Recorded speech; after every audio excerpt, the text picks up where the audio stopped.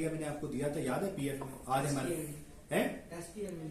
Link list को हमने उसके अंदर भी थोड़ा सा देखा था, पीएफ में भी मैंने आपको थोड़ा सा आइडिया दिया था। फिर वो हमने थोड़ी सी बनाने का बैकएंड भी देखी थी। जो आपके पास ऊक का कोर्स था उसके अंदर हमारे पास था STL स्टैंडर्ड टेम्पलेट लाइब्रेरी। उसके अंदर मैंने आपको लिस्ट पढ़ाई थी, मैप पढ़ाया था, स्टैक पढ़ाया था, क्यू पढ़ाया था। उसके अंदर बनी बनाई चीजें हमने यूज की थी। यहां पर मैं आपको क्या कह रहा हूं कि वो बैकएंड पे बनती कैसे है ये हमने आपको सिखाया। जो मैप है उसके अंदर क्या था, मैप, इसके अंदर हमसे कहेंगे बाइनरी सर्च ट्री, ठीक हो गया। लिस्ट जो थी उसको हम कहेंगे लिंक्ड, EDV है, लिंक्ड लिस्ट। फिर स्टैक और क्यूब में तो आप ऐसे ही मायने, ठीक है, लीफ और फीफो, ठीक है, वो इतना कोई रॉकेट साइंस उसमें है नहीं। सो अभी आपके सामने यहां पर मैं बोर्ड पे कुछ डायग्राम्स बनाऊंगा, मैं आपको वो पॉइंटर्स एंड स्ट्रक्चर्स ये आपको अच्छे से आने चाहिए। इनकी एप्लीकेशन मैंने आपको ट्री क्या होता है, लिंक लिस्ट क्या होती है, स्टैक क्यू आपको ऑलरेडी पता था, वो मैंने आपको लास्ट क्लास में दिखाए भी थे, ठीक है। हमने वो दोबारा से करने हैं, लेकिन अब उनको जब मैंने इंप्लीमेंट करना है या कुछ काम करना है उसके लिए आपको स्ट्रक्चर्स और पॉइंटर्स आने चाहिए, ठीक है, सही है।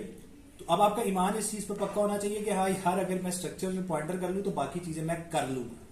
तो अब मैंने जो उस दिन लेक्चर लिया उसका मेन मकसद ये था कि आपको ओवरऑल पिक्चर मिल जाए, ताकि अब जब मैं आपको कोई चीज कराऊं तो आपको पता होगा यार मैं आगे किस पर्पस के लिए वो इस्तेमाल कर रहा हूं, ठीक है।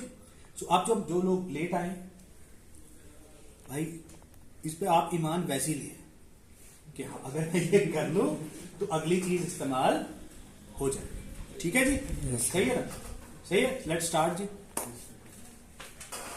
अच्छा दूसरा, एक मिनट, अच्छा ये बड़ी इधर प्लीज भाई, ऐसी एक मैं आपको फाइल भी दूंगा, उसको एज असाइनमेंट के तौर पे आपने प्रिंट लेके सॉल्व करके अगली क्लास में मुझे सबमिट करना है।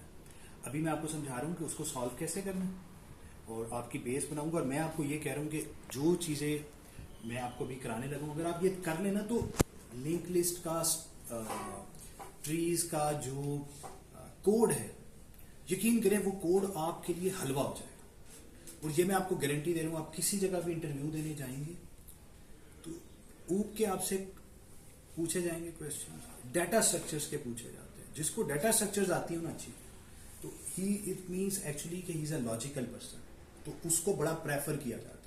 ये जो होती है ना कि हम पाइथन में, जावा में एक्सपर्ट है, फलां में, ओ यार ये चीजें ना ये तो प्रैक्टिस से आ जाती है। तो हर कंपनी को ये पता है कि महीना भी हम अपने पास इस बंदे को रख लेना तो महीना ये 8 से 9 से 6 बैठेगा ना तो ये सीख जाएगा। तो दैट वो जो लैंग्वेज है ना वो मैटर नहीं करती है। एक ऊप के कॉन्सेप्ट बड़े मैटर करते हैं, ठीक है, जो हमने लास्ट कोर्स में पढ़े। और दूसरा कि वो बंदा लॉजिकल है कि नहीं, वो डाटा स्ट्रक्चर्स के कोर्स से वो थोड़ा सा अंदाजा लगाते होते हैं। So again this is one of the most important course. So इसको गौर से देखना है और हम इसको इंशाल्लाह ऐसा करेंगे कि आपको बहुत आसान लगेगा। आप परेशान होंगे कि यार why they people call it difficult, ठीक है। सो लेकिन वो कब होगा, जब आप जो मैं अभी चीजें कराऊंगा वो आपने अपने कागज पे साथ साथ सॉल्व भी करनी है। कुछ लोगों को मैं बोर्ड पे बुलाऊंगा, उसको सॉल्व करेंगे, ठीक है। ओके देखें, हमारे पास एक, जब भी हम एक स्ट्रक्चर डिक्लेयर करते हैं, स्ट्रक्ट नोड, ये मैंने ब्रैकेट्स डाली थी, इसके अंदर मैंने लिखा इंटीजर i, कैरेक्टर j और फ्लोट f, सही है। अब इसका अगर मैं एक ऑब्जेक्ट क्रिएट करूं, तो वो कैसे क्रिएट करूं? मेन फंक्शन में, ये मेन फंक्शन है हमारा, इसके अंदर मैं लिखूंगा struct node for example a, सही है। अब a के लिए कितनी बाइट्स रिजर्व होंगी जमाल? 9। कैरेक्टर के लिए होती थी 1 बाइट, शॉर्ट के लिए 2, इंट और फ्लोट के लिए 4, डबल के लिए 8 और कोई भी पॉइंटर हो उसके लिए 4, 9 बाइट। ठीक हो गया, याद आ गया ना जी? ओके, अब इसको देखते हैं। इसके अंदर हमने बेसिकली स्ट्रक्चर में हमने क्या करते थे, स्ट्रक्चर में हम एक एंटिटी से रिलेटेड एट्रीब्यूट्स को इकट्ठा कर देते थे अपनी एक नई यूजर डिफाइंड डाटा टाइप। ठीक है, तो हमने यहाँ पर एक इंटीजर डिक्लेयर किया। इंटीजर के लिए कितनी बाइट्स हुई? 4, कैरेक्टर के लिए 1 और फ्लोट के लिए 4। तो जो हमारा जो इसमें अगर मैं कहूं कि ए का साइज क्या होगा, ये मेरी डाटा टाइप है स्ट्रक्ट नोड, ये जो आपने इधर लिखी, तो ए मैंने लिखा तो इसकी कितनी बाइट्स हैं? 9। अगर मैं लिखता फॉर एग्जांपल इंट ए, इसकी कितनी बाइट्स होती हैं? 4। सो ए तो वेरिएबल नहीं है, इधर हम क्या लिख रहे होते हैं? Data type. ये थी यूजर ये थी built in data types, these are known as user defined data types. Structures and classes are user defined data types. अच्छा, अब अगेन इंपॉर्टेंट चीज, अब इसमें अगेन इंपॉर्टेंट चीज ये है कि ए की बजाय अगर मैं यहां पे स्टैटिक पी डिक्लेयर करूं, इसके लिए कितनी बाइट्स रिजर्व होंगी? 9 बाइट्स। 1 2 4 पॉइंटर के लिए भाई 4 बाइट्स रिजर्व होंगी। पॉइंटर कोई भी पॉइंटर हो, किसी भी टाइप का पॉइंटर, तो पॉइंटर की अपनी तो 4 बाइट्स होंगी ना। ये पॉइंटर क्या किसी ऑब्जेक्ट को पॉइंट आउट कर रहा है? नहीं, लेकिन इस पॉइंटर के लिए 4 बाइट्स रिजर्व होंगी। ठीक है, अब अगर मैं इसको, अब देखें, अब जो चीज है ना, एक तो हमने रट्टा मार लिया, एक है इसको विजुअलाइज करना। This is something very important. अगर आप चीजों को विजुअलाइज कर पाएंगे तो data structures becomes very easy. So क्या है, अगर मैं struct node for example obj बना दूं, स्ट्रक्ट नोड ओबीजे के लिए कितनी बाइट्स हैं? 9 4 1 एंड 4। अब इसको विजुअलाइज कैसे करना? जो पी बना है वो यूं 4 बाइट्स का है, ठीक हो गया, और जो ओबीजे बना है उसके अंदर 3 हिस्से हैं। पहले हिस्से का नाम है आई सी, चलो मैं सी को थोड़ा छोटा यूं करके बनाता हूं ताकि आपको लगे कि 1 बाइट है।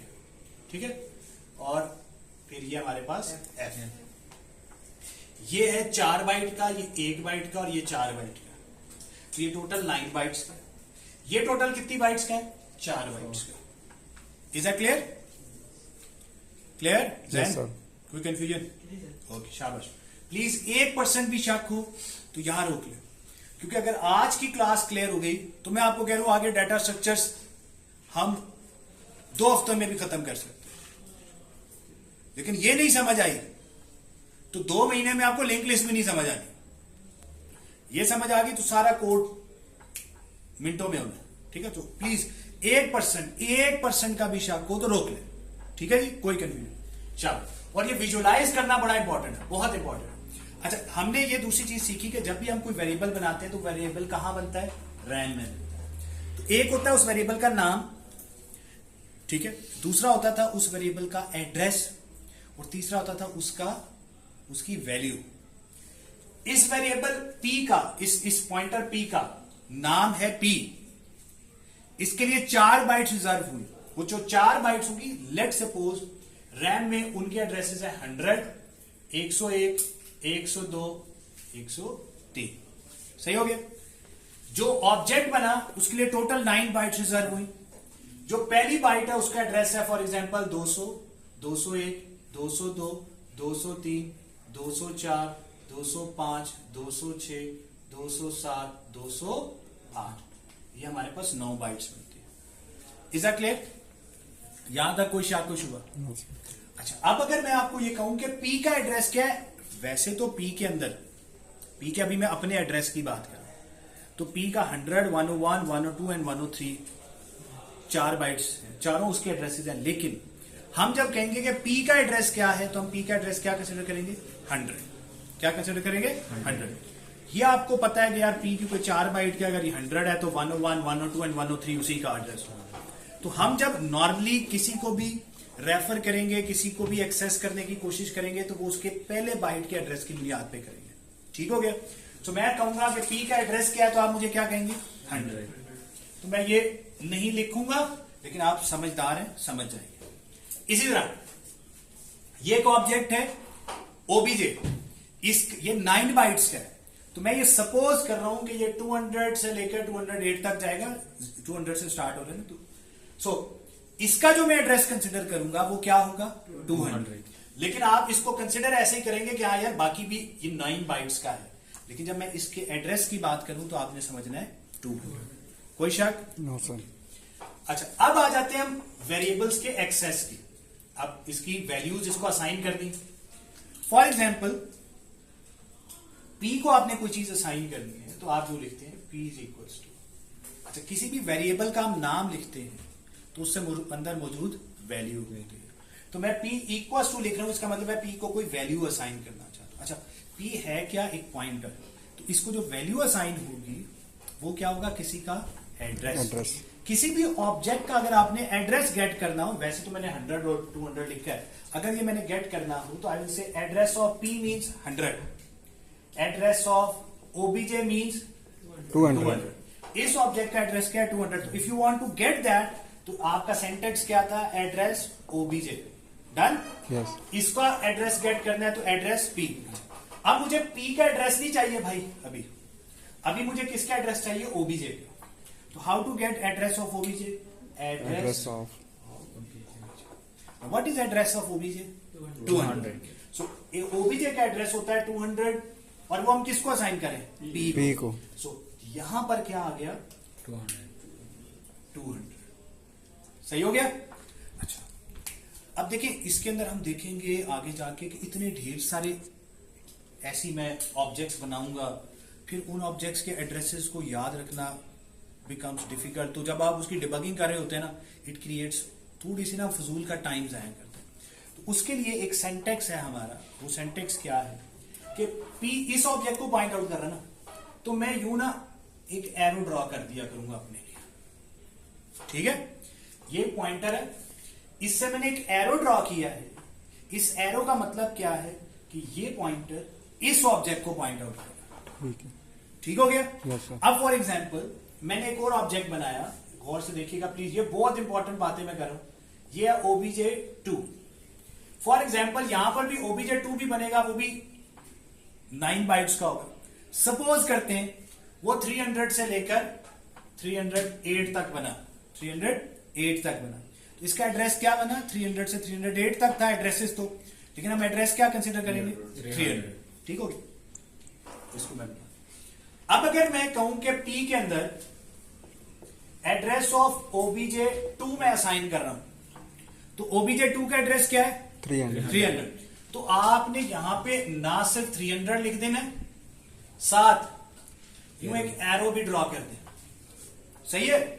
This is OBJ 2, this is OBJ. तो क्योंकि ये वाली अगर आपने लाइन एग्जीक्यूट की, इससे अफेक्ट क्या होगा? पी किस ऑब्जेक्ट को पॉइंट आउट कर रहा है? ओबीजे 2 को। तो मैंने अपने लिए एक तो पी में ओबीजे 2 का एड्रेस लिख लिया है, साथ ही मैंने इधर से एक एरो भी ड्रॉ कर दिया।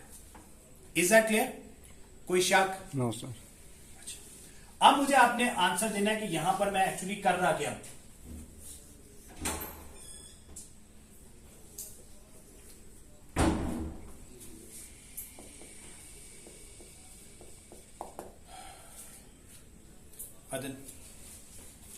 देखो मैंने क्या किया, Q is equal to address of OBJ किया। पहले तो Q डिक्लेयर करके दिखाओ, Q होगा क्या? Q एक पॉइंटर होगा या ऑब्जेक्ट होगा? पहले तो यहां पे डिक्लेयर करके दिखाओ ना, अभी तो मैंने डिक्लेयर ही नहीं किया हुआ। स्ट्रक्ट नोड पॉइंटर P किया हुआ है, स्ट्रक्ट नोड ओबीजे किया हुआ है, स्ट्रक्ट नोड ओबीजे 2 किया हुआ है। Q तो मैंने डिक्लेयर नहीं किया है, लेकिन अब आपको नीचे समझ आ रहा है ना Q कितनी बाइट्स का है? 4 बाइट्स का। तो वो क्या होगा? पॉइंटर डिक्लेयर करके दिखाओ।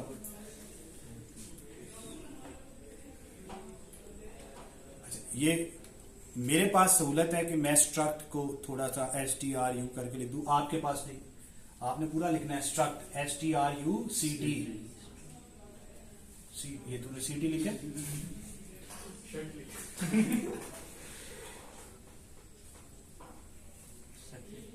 स्ट्रक्चर नहीं, STRUCT, स्ट्रक्ट।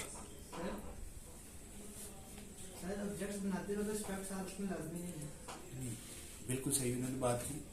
आप इसके साथ सिर्फ नोड स्टैटिक क्यू भी लिख सकते हैं, लेकिन मैं आपको कहूंगा आप लिखा करें स्ट्रक्ट नोड स्टैटिक पी। क्यों? क्योंकि जब आप बुक्स के अंदर देखते हैं फिर बंदे को कंफ्यूजन होना शुरू हो जाती है, यार ये इसने क्या लिखा हुआ है। क्योंकि आप जब शॉर्टकट यूज कर रहे होते हैं और फिर आपके सामने कोई और सिंटैक्स आ जाता है तो फिर हमें परेशानी हो जाती है।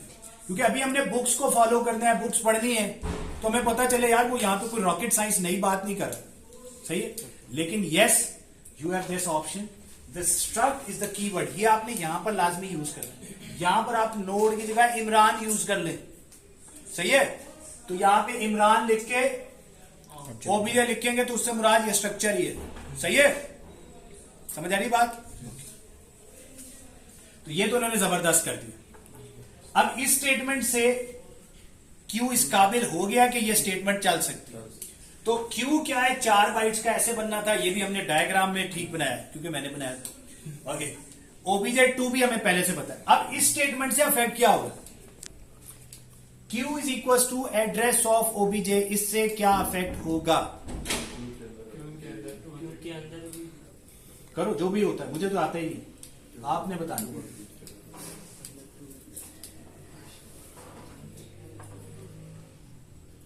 क्या चला गया? क्यों? एड्रेस ऑफ ऑब्जेक्ट पड़ा। ओके, ओबीजे का एड्रेस क्या है? 200। और ओबीजे 2 का 300 है। बाकी सबर जो अभी स्टेज पे आया हुआ है इसको आंसर दें जी। ओबीजे का एड्रेस क्या है? ओबीजे का 200, ओबीजे 2 का 300। क्यू को हम क्या असाइन कर रहे हैं? Address of OBJ 200। अब देखिए इन्होंने तो 200 असाइन कर दी, सही है।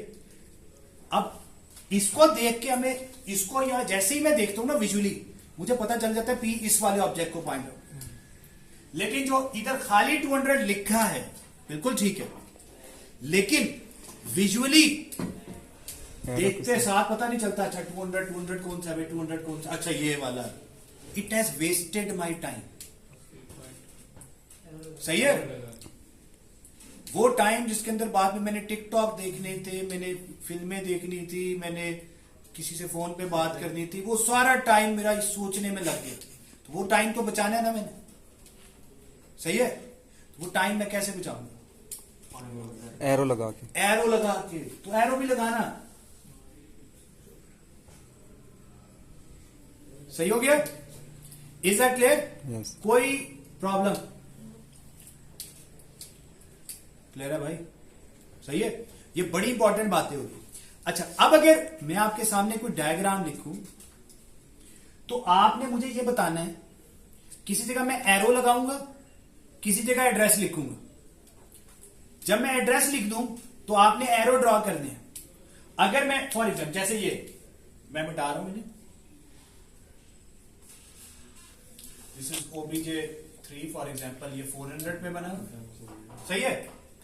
अगर मैं ये लिखूं, ये कार पॉइंटर है 700 पे बना, ठीक है। If I right 300 and I right like this, तो अब जो हमने अपनी स्कीम बना ली है उस स्कीम को मद्देनजर रखते हुए, बैठो इरफान,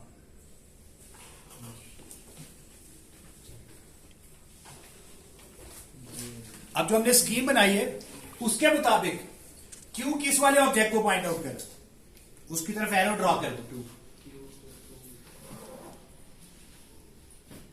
जबरदस्त।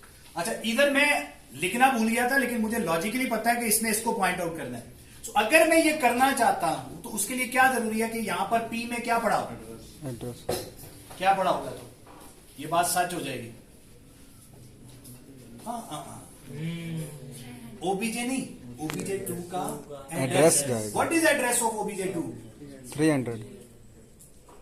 समझ आई बात? Yes sir. If I want something like this, अब बताओ एरो क्या ड्रॉ होगा?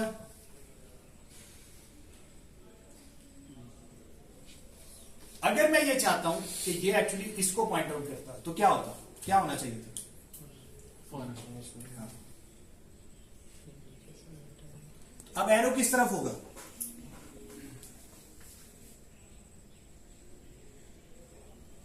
This is something very important.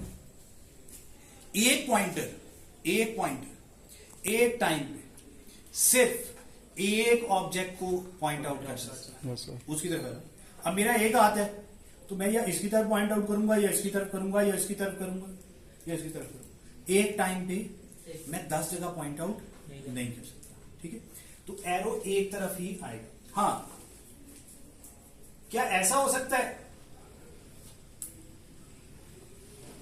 अगर ऐसा हो तो अब क्या होगा बताओ, एरो क्या बनेगा? जबरदस्त। अब अगेन दूसरी इंपॉर्टेंट बात, ऑब्जेक्ट एक है, उसको पॉइंट आउट दो लोग कर रहे हैं। मैं आपको कहूं कि आपकी क्लास का सबसे हैंडसम बॉय कौन है? तो अब अदन कौन है? अब मैं भी अब इसकी तरफ पॉइंट आउट कर रहा हूं और ये भी इसकी तरफ पॉइंट आउट कर रहा है। सो एक ऑब्जेक्ट की तरफ दो पॉइंटर पॉइंट आउट जरूर कर सकते हैं, लेकिन एक पॉइंटर एक टाइम पे एक ही ऑब्जेक्ट को पॉइंट आउट कर सकता है। ये जरूर है कि आज मैं इसको स्मार्टेस्ट कह रहा हूं, कल इसको कह दूं, परसों उसको कह दूं, लेकिन एक टाइम पे एक को ही कहूंगा। ये इंपॉर्टेंट बात है। Is that clear? Yes sir, अच्छा, अब दूसरी इंपॉर्टेंट बात, अगर मैं ये चाहता हूं कि एक ऑब्जेक्ट के थ्रू, डायरेक्ट ऑब्जेक्ट है और उस ऑब्जेक्ट का मेरे पास नाम भी है ओबीजे। अब अगर मैं इसके आई को 25 असाइन करना चाहता हूं, ओबीजे के आई को 25 असाइन करना चाहता हूं, तो उसके लिए मुझे क्या कोड लिखना पड़ेगा? ओबीजे के आई को, यानी इस जगह, बेसिकली मैं इस जगह 25 असाइन करना चाहता हूं, इसका सिंटैक्स क्या होगा? जी, हमने पढ़ा था पिछले कोर्स में थोड़ा सा, जैसे क्लासेस में करते थे कोई,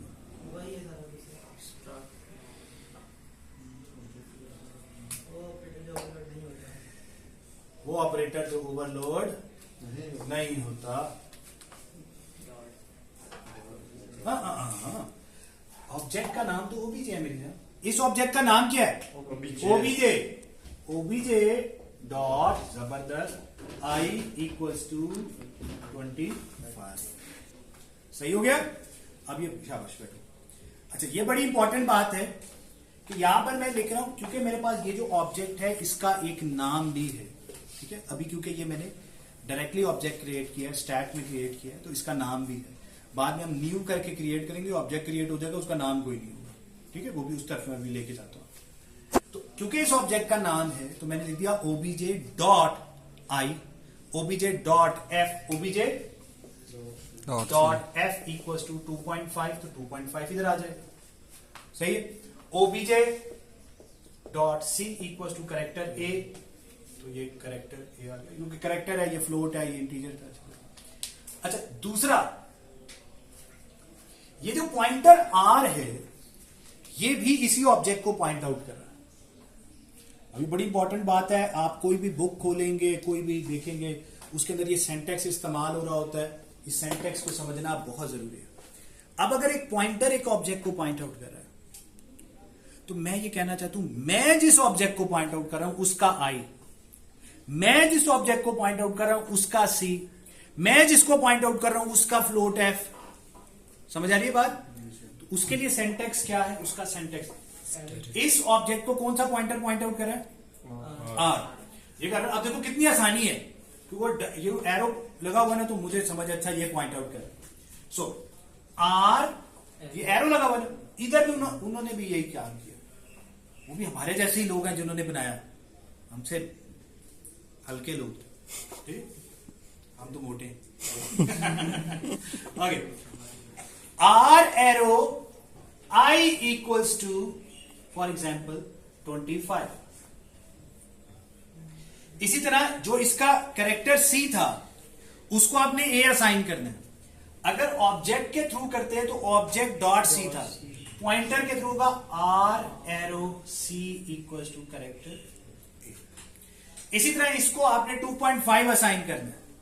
अगर ऑब्जेक्ट के थ्रू करोगे तो OBJ dot F equals to 2.5 था, पॉइंटर के थ्रू करोगे तो एरो इक्वल्स टू 2.5 है। आर एरो कोई और जबरदस्त। R means what? मेरा फेवरेट प्लेयर रिजवान, इसलिए आर क्या है इसमें?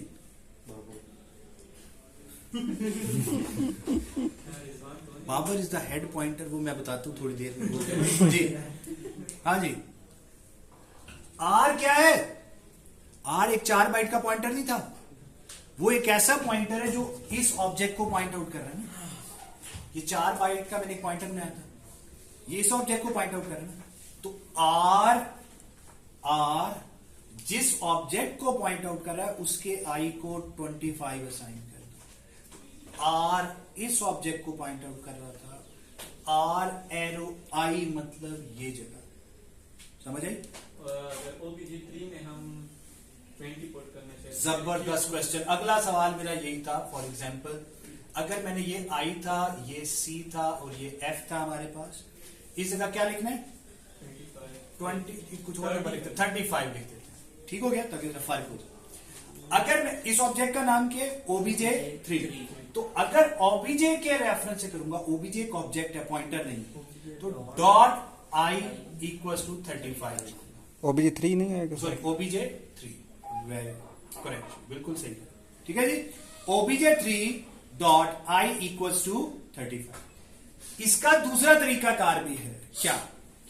इस ऑब्जेक्ट को कौन सा पॉइंटर पॉइंट आउट कर रहा है? क्यू भी कर रहा है और पी भी कर रहा है। Yes sir. दो कर रहे हैं, ठीक है।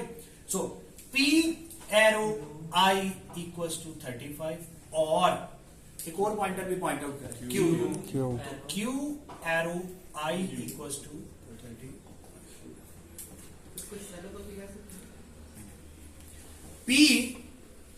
पी एक पॉइंटर है, क्यू एक पॉइंटर। पी और पी अगर एक पॉइंटर है, वो किसी ऑब्जेक्ट को पॉइंट आउट कर रहा है, तो आप पी को तो पी में की वैल्यू नहीं चेंज करना चाह रहे। आप पी जिस ऑब्जेक्ट को पॉइंट आउट कर रहा है, उस ऑब्जेक्ट के किसी एट्रीब्यूट की वैल्यू चेंज करना चाहते हो।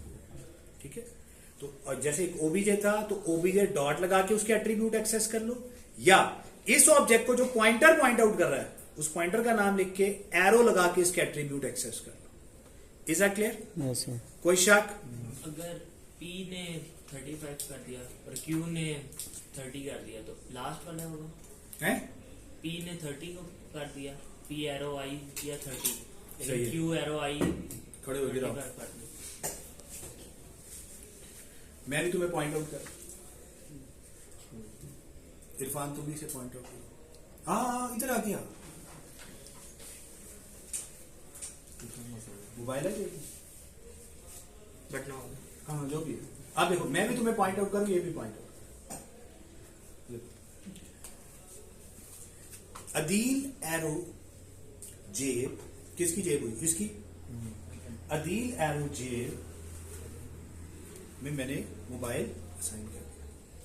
इरफान एरो जेब से निकाल ले, इसने निकाल के उसको खत्म कर दिया। सही हो गया? इसमें कौन से मैसेज पास है? अच्छा, अब ना देखिए,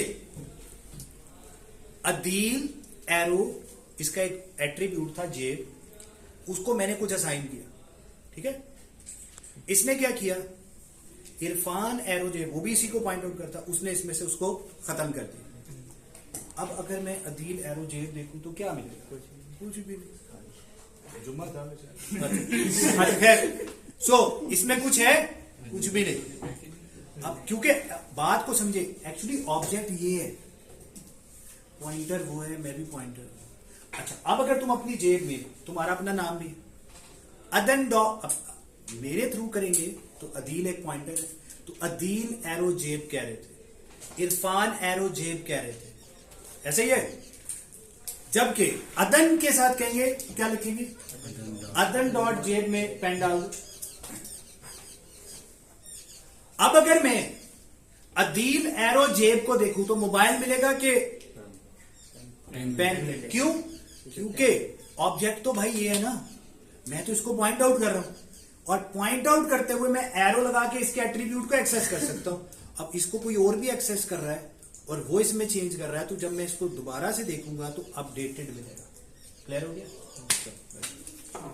सर वो पॉइंट आउट नहीं किया था। दे दे दे तुम भी अब तुम इंस्ट्रक्शन चलाओ, इरफान एरो जेब इक्वल्स टू मोबाइल, तो तुम इसको असाइन करोगे ना जेब को। अब तुमने कौन सी इंस्ट्रक्शन चलाई है? Irfan arrow hand equals to जेब, तुमने हैंड को असाइन किया। और इसने क्या किया है? अदन डॉट जेब इक्वल्स टू अदन डॉट हैंड, तो हैंड में जो कुछ पड़ा था वो जेब में चला।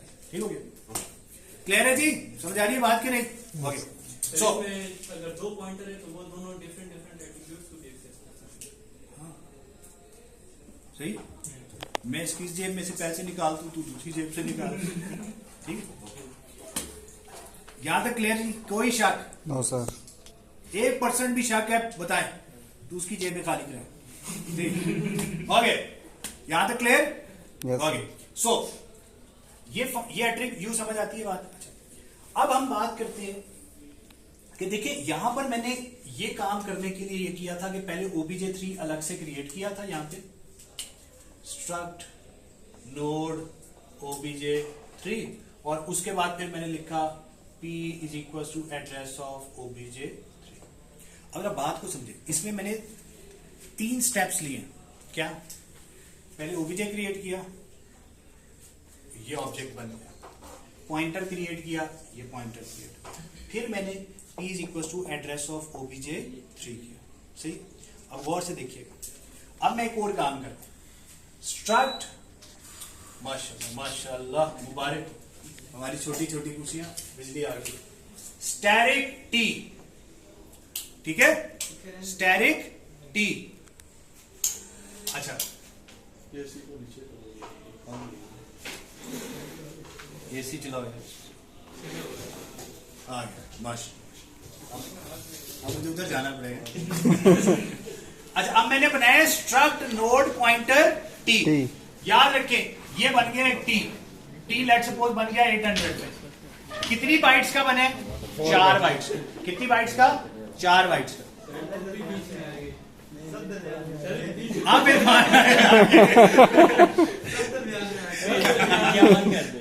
इसी और होते तो सबको बीच में आने भी बात, अब पीछे रहने क्या गया? अच्छा अच्छा, अब जो टी हमारा पॉइंटर टी है, pointer T should point out this object और दिस ऑब्जेक्ट। तो आप लिख सकते हैं T is equals to address of obj या obj2 या obj3। अब इसकी बजाय मैं एक और काम करूं, एक और स्टेटमेंट होती है t is equals to new node. अच्छा, बाद में ये ब्रैकेट सेंटेक्स में आती है, बाद में नहीं आती, वो कंपाइलर टू कंपाइलर वेरी करता है, तो आप अभी यूं डाल दीजिए। ठीक है? t is equals to new node. Node क्या है? यही वाला नाम। ठीक है? इस स्टेटमेंट का मतलब क्या है? न्यू क्या करता था? एक नया ऑब्जेक्ट क्रिएट कर देता था। अब क्या हुआ? मेमोरी में एक नया ऑब्जेक्ट क्रिएट हुआ, फॉर एग्जांपल 500 पे। उसकी किस टाइप का है? नोड टाइप का। नोड मतलब 9 बाइट्स का बनेगा। तो ये बन गया। मजे की बात क्या है? इसका एड्रेस क्या है? 500 से लेके 508 तक होगा, बन गया। इसमें भी I, C एंड F तीनों बने हुए। ठीक हो गया? सही है? इसमें और obj और या obj2 या obj3 में इनका इससे क्या डिफरेंस है जी? ये हीप में बन गया और रैम। जबरदस्त। ये हीप में बना है, ये स्टैक में बना है। ठीक हो गया जी? दूसरी बात, इनके नाम है, इसका नाम नहीं, इसका नाम नहीं, लेकिन t is equal to new node करने से अफेक्ट क्या हुआ? t is equal to new node, ये करने से अफेक्ट क्या हुआ? ये करने से अफेक्ट ये हुआ है कि इसका एड्रेस क्या था? 500, वो इधर चला गया और ये इसको पॉइंट आउट। सही है? बात समझ आ रही है? t equals to new node लिखने से अफेक्ट क्या हुआ, एक नई नोड बन गई, एक नया ऑब्जेक्ट क्रिएट हो गया और उस ऑब्जेक्ट को कौन पॉइंट आउट कर रहा है, t। सही है। अच्छा, ओबीजे के लिए ये जो ओबीजे था इसके एट्रीब्यूट एक्सेस करने हो तो हमारे पास ऑप्शन क्या है, OBJ dot I, obj dot C, obj dot f या r arrow I, r arrow C, r arrow f. Pointer point out कर रहा है तो एरो लगा के हम उसको एक्सेस कर सकते हैं। ऑब्जेक्ट का नाम भी हमें पता है तो डॉट लगा के उस के एट्रीब्यूट्स भी एक्सेस कर सकते हैं। ओबीजे 3 के पास तो बहुत अथॉरिटी थी, क्या नाम था तो ओबीजे डॉट 3 डॉट करके एक्सेस कर लिया है, और क्योंकि पी इसको पॉइंट आउट कर रहा था तो पी एरो आई करके इसके एट्रीब्यूट एक्सेस कर लिए, क्यू भी इसको पॉइंट आउट कर रहा था Q arrow I equal to करके।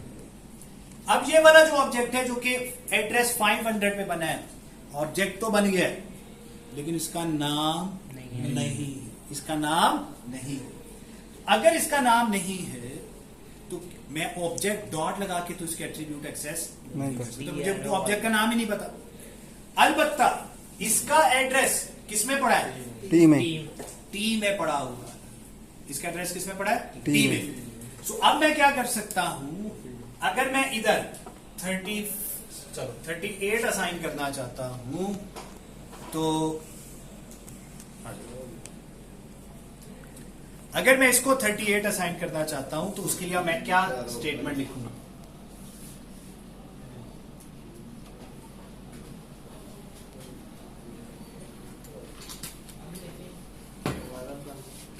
जबरदस्त, शाबाश। टी क्या है, पॉइंटर है। पॉइंटर के साथ क्या लगता है, डॉट या arrow, arrow. T arrow I equals to what, 38। तो 38 टी जिस ऑब्जेक्ट को पॉइंट आउट कर रहा है उसके एट्रीब्यूट आई को 38 असाइन करना। यहां तक कोई बात मुश्किल हो, नो सर, हाँ जी, ठीक। अच्छा, what is the difference between this statement and this statement. अब हम इसके ऊपर गौर करने लगे हैं, प्लीज इसको समझना है, बड़ी इंपॉर्टेंट बात है। चलो इधर इधर देखिए, मैं आपके सामने दो स्टेटमेंट्स लिखूंगा। Struct node pointer OBJ, struct node pointer P, struct node pointer Q, struct node pointer T. ठीक हो गया, पी क्यू है टी।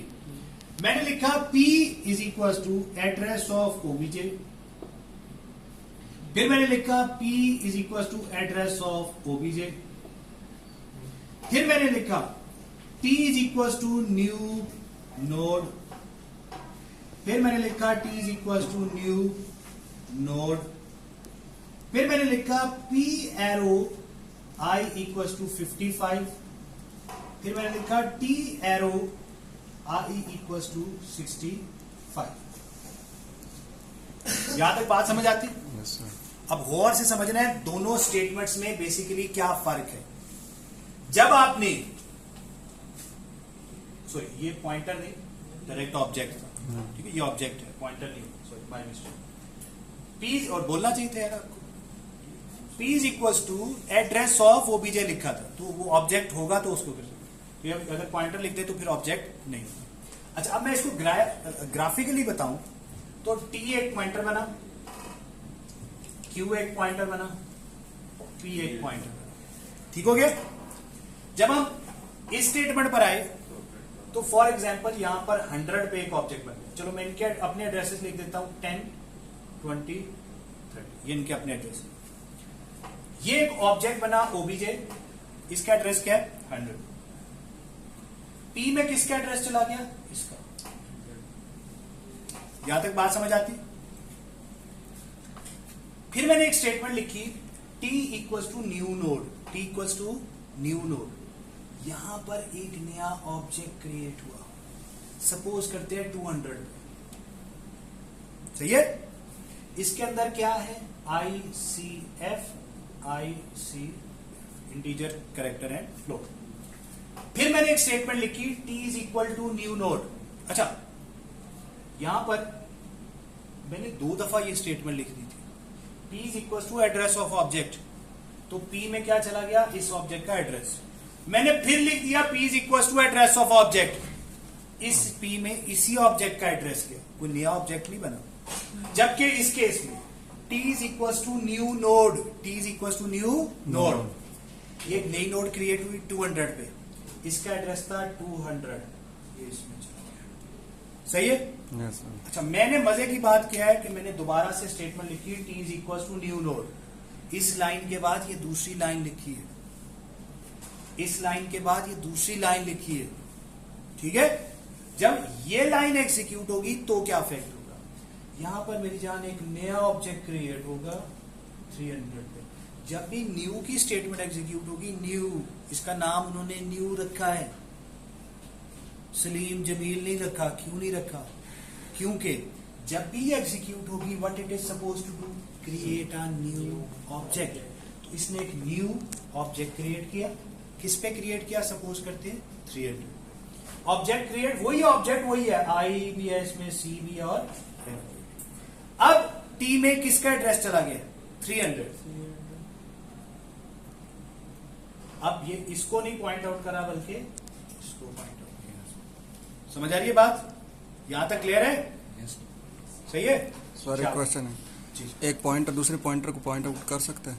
एक पॉइंटर दूसरे पॉइंटर को, एक सिंगल पॉइंटर दूसरे सिंगल पॉइंटर को पॉइंट आउट नहीं कर सकता।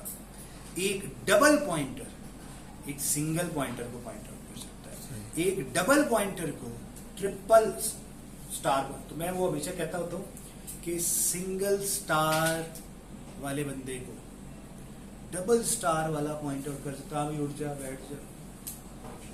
जो 2 स्टार जर्नल है उसको सिर्फ 3 स्टार जर्नल पॉइंट आउट कर सकता है, ऐसा ही है। और जो 4 स्टार है, 4 स्टार 3 स्टार को पॉइंट आउट कर सकता है, और 3 स्टार 2 स्टार को पॉइंट आउट कर सकता है, ठीक है। यस। और 2 स्टार 1 स्टार, और 1 स्टार हम सबको पॉइंट आउट कर सकते हैं। ओके, अच्छा जी, अच्छा इधर please please please please, okay इधर प्लीज। अब अगर मैंने लिखा P P arrow I equal to 55, P arrow I equal to, P इसी को पॉइंट आउट कर रहा था, तो 55 कहां गया? अब जब मैंने लिखा T arrow I equal to 65, T किसको पॉइंट आउट कर रहा है? इस ऑब्जेक्ट को। पहले T इसको पॉइंट आउट कर रहा था, फिर T किसको पॉइंट आउट कर रहा है? इस ऑब्जेक्ट को। अब ये जो 65 है ये कहां जाएगा? 300 तो इस वाले को 65 समझ आ रही? यस। सो अभी तक जो हमने पढ़ा उसका कंक्लूजन क्या है? अगर आप यूं करके ऑब्जेक्ट क्रिएट करें और उसको बेशक एड्रेस 2 दफा असाइन करते हैं, तो P उसी ऑब्जेक्ट को पॉइंट आउट कर रहा है। लेकिन अगर आप न्यू करके स्टेटमेंट को कर रहे हैं और न्यू वाली स्टेटमेंट आप बार बार कॉल करें, जितनी दफा आप न्यू की स्टेटमेंट कॉल करेंगे उतनी दफा नया ऑब्जेक्ट क्रिएट हो जाएगा, और P उस ऑब्जेक्ट को पॉइंट आउट करना, T इस केस में, T उस केस में उस पर्टिकुलर ऑब्जेक्ट को पॉइंट आउट करना शुरू हो जाएगा। ये तो एक फायदा हो गया, लेकिन एक नुकसान हो गया। ये जो भाई थे, ऑब्जेक्ट तो हमने बना दिए, अब इनको मुझे एक्सेस करके दिखाओ। इसका तो नाम ओबीजे था, इसको कोई पॉइंटर ना भी पॉइंट आउट कर रहा होता तो भी इसको, इसके एट्रीब्यूट को एक्सेस किया जा सकता है। इसको तो अब टी एरो करके इसके एट्रीब्यूट को एक्सेस कर सकते हैं, इसका नाम तो कोई नहीं है डायरेक्टली, लेकिन अब मैं कह सकता हूं कि अब इसका नाम इनडायरेक्टली टी हो गया, टी एरो आई, टी एरो जे है, सही हो गया। इसका, इसको कोई पॉइंट आउट ही नहीं कर रहा, ये गुमनाम हो गया, सही है। इसका किसी के पास रेफरेंस ही नहीं है। अगर तो इसका नाम होता ऑब्जेक्ट का तो मैं ऑब्जेक्ट डॉट लगा के एट्रीब्यूट एक्सेस कर लेता। अगर इसका किसी के पास एड्रेस होता, अगर इसका किसी के पास एड्रेस होता तो उस पॉइंटर एरो लगा के मैं एट्रीब्यूट एक्सेस कर लेता, लेकिन इसका तो कुछ भी नहीं। तो ये हमारे पास एक प्रॉब्लम आ गई, ठीक हो गया। Now that becomes a garbage, right? एक प्रोजेक्ट था, उस पर काम हो रहा था, तो बड़ा जबरदस्त प्रोजेक्ट था, बड़ा जबरदस्त काम चल रहा है, and it after some time वो प्रोजेक्ट, वो जो कंप्यूटर था ना, वो आहिस्ता आहिस्ता स्लो होना शुरू हो गया। तो उन्होंने वापस हमें बुला लिया, भाई ये क्या हुआ, ये क्या हो रहा है, क्यों सिस्टम स्लो हो गया। तो जब फिर हमने उसकी डिबगिंग की तो पता क्या चला कि हम ऐसा न्यू करके ऑब्जेक्ट्स तो क्रिएट कर रहे थे, लेकिन ये जो अब ये हमारे काम का नहीं होता था, तो हम न्यू बना लेते थे, इसको छोड़ देते थे। तो इफेक्ट क्या होता था, ये रैम के अंदर पड़ा हुआ है, जगह घेर के पड़ा हुआ है, सही है। इसको या तो अगर काम का है तो कोई पॉइंट आउट करे ना, और काम का नहीं है और डिलीट कर फिर डिलीट करें। तो अगर आप इसे डिलीट नहीं करेंगे तो C++ इसको खुद डिलीट नहीं करेगा, जावा C# ऐसे को खुद खत्म कर देता है, ऐसे कहते हैं गार्बेज कलेक्शन। तो जावा C# ये कर देते हैं, C++ ये काम नहीं करता, वो कहता है खुद करो, खुद बनाया खुद डिलीट, सही है। So this is called garbage collection. तो गार्बेज कलेक्शन C++ में हमें खुद करनी पड़ती है, ठीक है। ठीक, अच्छा आगे बढ़ते हैं। दूसरा हमने एक कंक्लूजन ये निकाला है, जी जी पूछो। सर क्लासेस में तो हम डिलीट मान करके डिस्ट्रक्टर कॉल कर लेते हैं, स्ट्रक्चर में क्या कॉल होता डिलीट ही है? डिलीट के भी यहाँ पे डिलीट के बिहाफ पे डिस्ट्रक्टर कॉल होता था क्लासेस में, और वो क्या करता था कि जो ये एट्रीब्यूट, इसके फर्दर एट्रीब्यूट किसी को पॉइंट आउट कर रहे हो, उसको हम वहां मैनेज करते थे। ये आगे तो अभी किसी को पॉइंट आउट नहीं करना कि हमें डिस्ट्रक्टर चाहिए, ठीक है। डिस्ट्रक्टर स्ट्रक्चर में अलाउ है, नहीं है अलाउ। हाँ, हम इसको एक्चुअली बाद में मैं क्लासेस पे शिफ्ट कर दूंगा, तो वहां पे हम काम चला देंगे, ठीक है। हम थोड़ा सा हौसला रखेंगे ना, तो आपको अभी मैं जोड़ने लगा हूं, तो आप आहिस्ता आहिस्ता उसी तरफ जाना शुरू करें, ठीक। दूसरा हमने एक प्रॉब्लम ये सीखा कि न्यू करके, अब न्यू में फायदा क्या है, न्यू की कमांड हम जितनी दफा चलाएंगे उतनी दफा नए ऑब्जेक्ट्स बन जाएंगे, ठीक है। यस जो एरे है उसका सबसे बड़ा प्रॉब्लम क्या है, फिक्स होती है। फिक्स्ड है उसका उसका साइज फिक्स्ड है। आपने इंटीजर एरे 10 करके डिक्लेयर कर दी, वो 10 एलिमेंट्स बनते और कंसेक्यूटिव बनते। अगर आप इस स्ट्रक्चर की भी एरे बनाना चाहें, स्ट्रक्चर की, तो आप देखिए स्ट्रक्ट नोड ARR 10 10 एलिमेंट्स की एरे बन जाएगी, 11वां एलिमेंट नहीं बने, मसला बन गया। तो अगर हम, अच्छा अब होता क्या है, इसको हम कहते हैं dynamic memory allocation. Now dynamically create करने का मतलब क्या, रन टाइम पे जैसे जैसे जरूरत हो वैसे वैसे ऑब्जेक्ट्स बनते जाओ, ठीक है। तो अब मुझे जितनी दफा जरूरत होगी, आपने मेन्यू ड्रिवन प्रोग्राम देखे, उसके अंदर हम ऑप्शन डाल देंगे कि अगर नया ऑब्जेक्ट क्रिएट करना है तो वो कहता है प्रेस 1। जब वो प्रेस 1 करेगा तो उस जगह पर हमने t is equal to new node की कमांड चला दी, सही है। फिर उसको नया ऑब्जेक्ट चाहिए, तो फिर मेन्यू में से जाके वो प्रेस करेगा 1, तो ये न्यू की कमांड फिर चल जाएगी, फिर नया एक ऑब्जेक्ट बन जाएगा। बात समझ आ रही है, लॉजिकल बात है कि नहीं, सही है। अब रन टाइम पे जितने मेरा दिल करेगा मैं उतने ऑब्जेक्ट्स बना लूंगा, 10 चाहिए 10, 20 चाहिए 20, 100 चाहिए 100, 1 लाख चाहिए 1 लाख, इनमें से कुछ खत्म करने हैं वो मैं खत्म भी कर दूंगा। तो प्रॉब्लम इज इन ऑब्जेक्ट्स को खाली क्रिएट नहीं करना, बाद में एक्सेस भी करना। अगर सबको टी ही पॉइंट आउट कर रहा है, तो टी अभी इसको पॉइंट आउट कर रहा था, जब आपने न्यू क्रिएट किया तो टी इसको पॉइंट आउट कर। और ये याद रखें, ये कहीं 100 पे बना था, ये 200 पे बने, क्या पता ये 25 पे बन जाए, उससे अगला जो है 600 पे बने, उससे अगला 2 लाख पे बने, उससे अगला 30 पे बन जाए। यू नेवर नो कि वो पहले ऑब्जेक्ट्स कहां बने थे। तो इस टाइम टी जिसको पॉइंट आउट कर रहा है, आप उसके एट्रीब्यूट एक्सेस कर सकते हैं, बाकी सारे क्या हो गए, लावारिस हो गए। इन सबको हमने इंश्योर करना है कि हम सबको एक्सेस कर सकें, तो इन सब के एड्रेसेस किसी ना किसी पॉइंटर में क्रिएट करने हैं। Got the point? यस समझ आइए, आ लिया पक्का बेटा। सो हर ऑब्जेक्ट के लिए हमें एक पॉइंटर चाहिए। अब मजे की बात क्या है, 9 बाइट के जितने दिल कर रहा है मैं उतने ऑब्जेक्ट्स क्रिएट किए जा रहे हैं। उसके अंदर एक इंटीजर, कैरेक्टर, फ्लोट ये बन जाता है। रन टाइम पे पॉइंटर नहीं बन रहा। अच्छा, अगर आपके पास 100 ऐसे ऑब्जेक्ट्स हो तो पॉइंटर्स कितने चाहिए होंगे? हैं? जितने ऑब्जेक्ट्स उतने पॉइंटर्स चाहिए। फिर आपने उन 100 में से 25 को डिलीट कर दिया, ठीक है, अदर को हमने शूट करके डिलीट कर दिया, खत्म कर दिया। अब अगर 100 थे, आप कितने पॉइंटर्स चाहिए? पहले 100 ऑब्जेक्ट्स थे, 100 पॉइंटर्स चाहिए थे। डायनामिक की जब मैं बात करता हूं तो इसका मतलब ये होता है कि बना भी सकते हो और खत्म भी कर सकते। तो अगर मैं इसको खत्म कर दूं तो अब मुझे कितने पॉइंटर्स चाहिए? पहले 100 थे, एक ऑब्जेक्ट को डिलीट कर दिया तो पॉइंटर्स ऑब्जेक्ट कितने रह गए? 99। तो ऑब्जेक्ट 99 है तो फातिमा कितने होंगे पॉइंटर्स?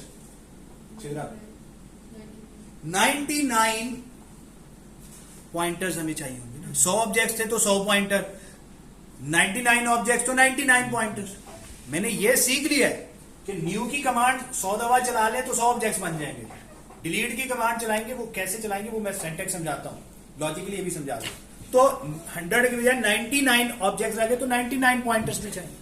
तो पॉइंटर्स भी मैं चाहता हूं रन टाइम पे क्रिएट और डिलीट। अच्छा, सवाल ये है, जब मैं इस स्ट्रक्ट नोड को ये वाली कमांड 100 दफा चलाऊंगा, ये ऑब्जेक्ट्स कितने बनेंगे? 100। हर ऑब्जेक्ट में आई कितने बन रहे हैं? 100 एक ऑब्जेक्ट में एक आई है, 100 ऑब्जेक्ट्स में 100 आई बनेंगे। आई एक इंटीजर था। 100 इंटीजर्स बना लिए हैं वो। Very good, very good. सोचना है। कैरेक्टर सी कितने बनेंगे?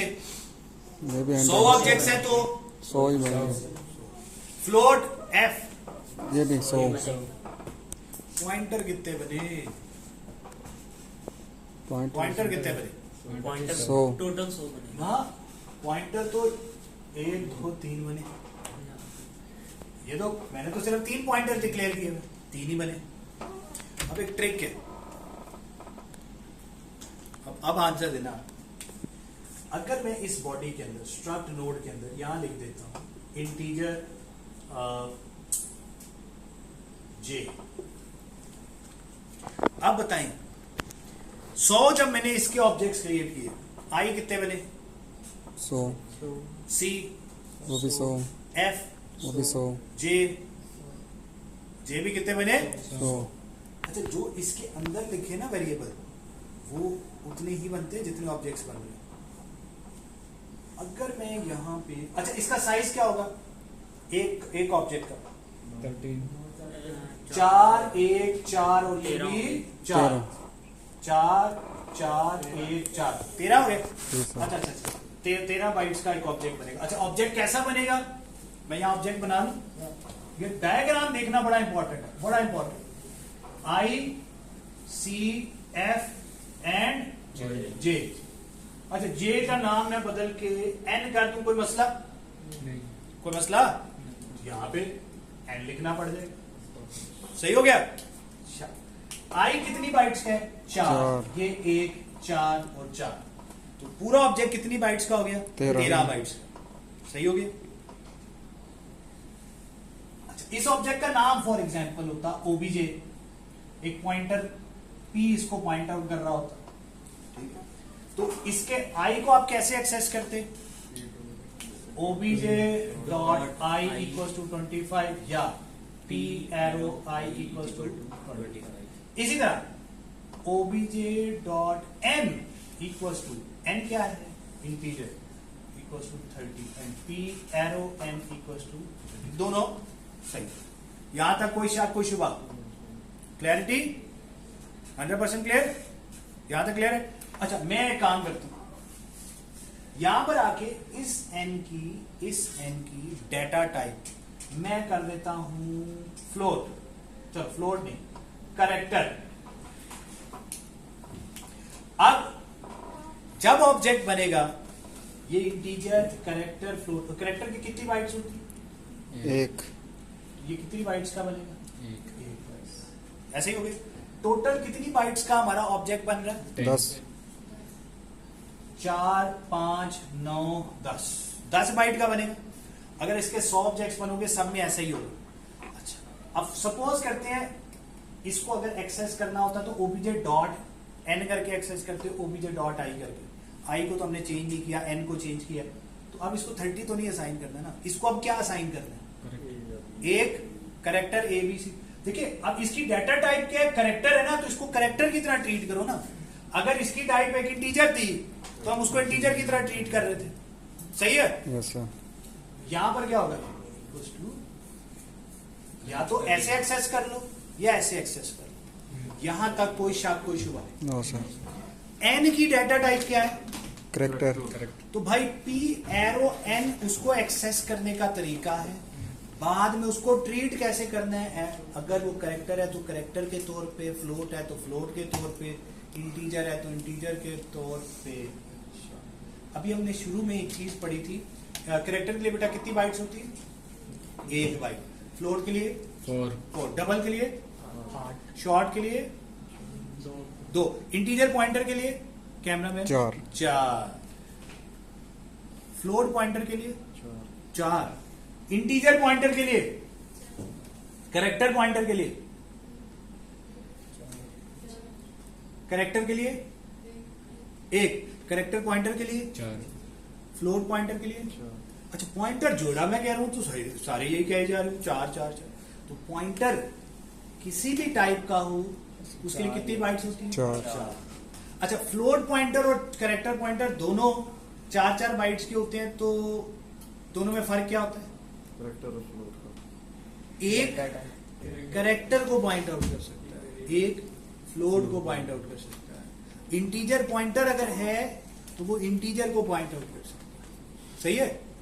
For example if I am a pointer, boy is pointer, तो मैं इसको पॉइंट आउट कर सकता हूं, उनको नहीं पॉइंट आउट कर सकता, सही है? तो अगर मैं इंटीजर पॉइंटर हूं, वो उसको अपनी फिगर पड़ जाती है, बीच वाले को कौन पॉइंट आउट करेगा? सो जिस टाइप का, याद रखे, integer pointer, float pointer, double pointer, character pointer, even structure pointer भी हो तो वो कितनी बाइट्स का होता है? 4 बाइट्स का। लेकिन इनको अलग अलग बनाने का मकसद ये है कि इंटीजर पॉइंटर किसी इंटीजर को पॉइंट आउट कर सकता है, फ्लोट पॉइंटर किसी फ्लोट को पॉइंट आउट कर सकता है। इसी तरह एक स्ट्रक्चर पॉइंटर भी होता है, वो भी 4 बाइट का ही होता है, जैसे ये पी क्यू हमने बनाए, लेकिन वो भी किसी सिर्फ स्ट्रक्चर के ऑब्जेक्ट को पॉइंट आउट कर सकता है। ये इंपॉर्टेंट बात है, ठीक है जी? सो अगर मैं यहां पर, अब गौर से देखिए, एन को इंटीजर पॉइंटर एन कर दूं, सही है? अब इसका मतलब क्या है? जब आपने ये एक ऑब्जेक्ट बनाया, ये कितनी बाइट्स का है? 4 बाइट्स। और एन किसको पॉइंट आउट कर सकता है? एन इज अ पॉइंटर, ये किसी इंटीजर को पॉइंट आउट कर सकता है। मैं यहां पर, अब गौर से देखिएगा, स्ट्रक्चर के अंदर नहीं, मेन फंक्शन में, यहां पर इसको मैं बता रहा, ठीक है? इसकी जरूरत नहीं है। गौर से देखिएगा, मेन फंक्शन में मैंने एक इंटीजर ए बनाया, करेक्टर CH बनाया और फ्लोट FT बनाया, ठीक है? अब गौर से देखना है प्लीज, यहां पर ये मैंने A बना दिया, CH बना दिया और FT बना दिया, सही हो गया? मैं इनके एड्रेसेस भी आपके सामने लिख रहा हूं। 30 एक्शन। ओके, मैंने यहां पर वेरिएबल्स बनाए A, CH और FT। अच्छा, A जो है उसका एड्रेस है 10, CH का एड्रेस है 20, FT का एड्रेस है 30। रिमेंबर, ये स्ट्रक्चर के अंदर नहीं है, बाहर अलग से, ये मेन फंक्शन में मैंने। अब हम आते हैं वापस, जो हमने स्ट्रक्चर बनाया था उस स्ट्रक्चर में 4 एट्रीब्यूट्स थे, I, C और F। ये तो सिंपल थे। एक हमने बनाया था integer pointer n। n can point out, n is a pointer, pointer to what? Integer. इसके अंदर फॉर एग्जांपल मैं अगर ये चाहूं कि ये वाला पॉइंटर इस ए को पॉइंट आउट करे। ए की डाटा टाइप क्या है? Int. Int. Is it allowed? Yes. Yes. लेकिन अगर मैं ये चाहूं कि ये हो तो ये नहीं allowed. Is a clear? Yes sir. अगर मैं चाहूं कि ये हो तो ये भी अलाउड नहीं है। क्यों? क्योंकि ये किस चीज का पॉइंटर है? इंटीजर। Integer pointer. तो this pointer can actually point out some integer, not anything else. मुत्तफिक है हम सब? Yes sir. इसका सेंटेक्स क्या होगा? ओ भाई पहले इसको एक्सेस तो करो। इसको एक्सेस कैसे करोगे?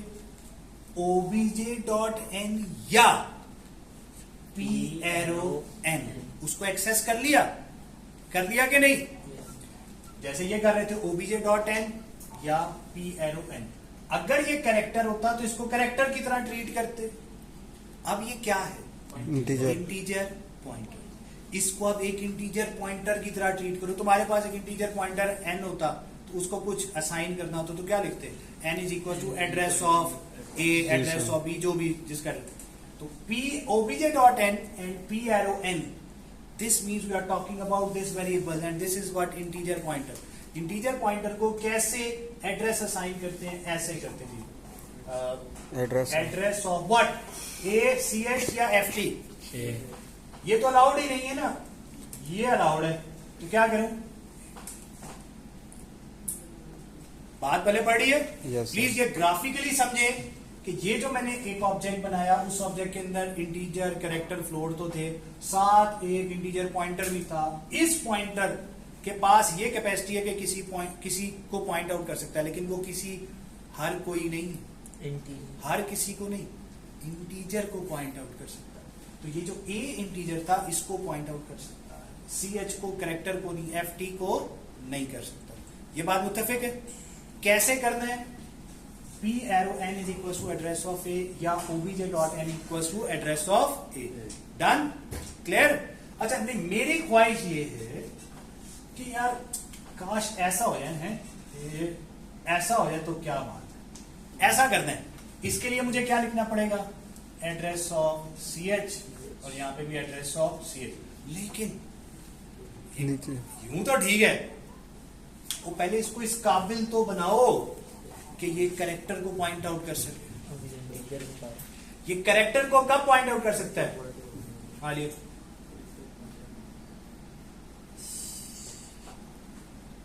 बेटा ये पॉइंटर है ना, ये कैरेक्टर है।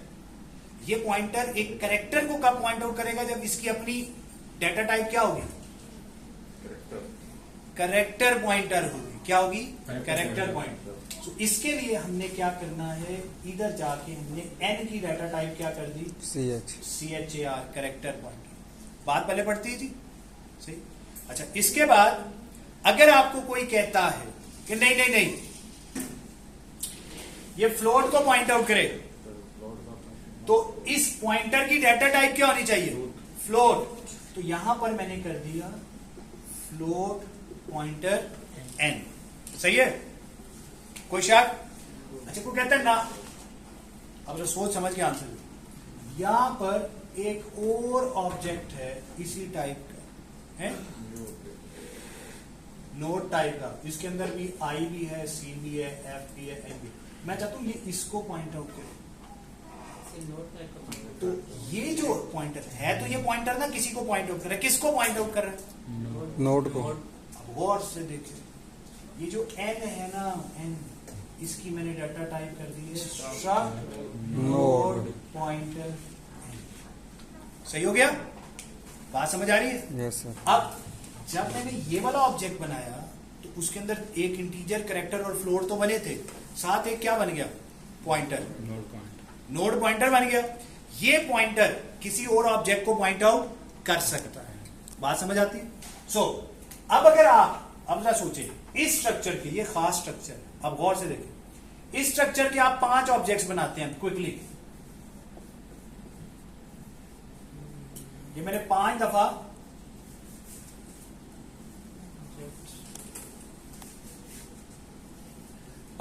मैंने इसका वो कॉल किया, न्यू करके ऑब्जेक्ट क्रिएट। ये बना 100 पे, ये 200 पे, ये 300 पे, ये 400 पे, ये 500 पे।